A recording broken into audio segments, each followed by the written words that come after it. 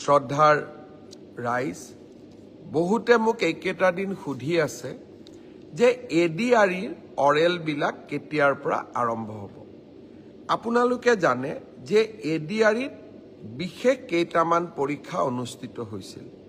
প্ৰথম আছিলে grade 3 driver, steno আৰু ইলেক্ট্ৰিচিয়ান অৰ্থাৎ এপিডিচিএলৰ কাৰণে।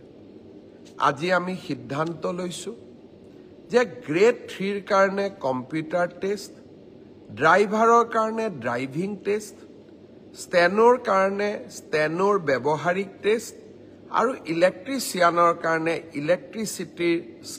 ইলেক্ট্ৰিচিয়ানৰ স্কিল পৰীক্ষা কৰাৰ যিটো পৰ্যায় তাক আমি 15 জুনৰ পৰা আৰম্ভ কৰিম। আৰু এই সমগ্ৰ ব্যৱস্থা আমি এটা মাহৰ ভিতৰতে সম্পূৰ্ণ কৰিম। ঠিক তেনেকৈ চতুৰ্থ বৰ্গৰ পৰীক্ষাত পাছ কৰা প্ৰাৰ্থীসকলৰো অৰেল আমি 15 জুনৰ পৰা আৰম্ভ কৰিম আৰু এমাহৰ ভিতৰত ইয়াক আমি সম্পূৰ্ণ কৰিম। অলপ আজি বা কালি বা পৰহি ৰাজ্য চৰকাৰে আপোনালোকক আনুষ্ঠানিকভাৱে দিন আৰু বাৰ আপোনালোকক জনাব।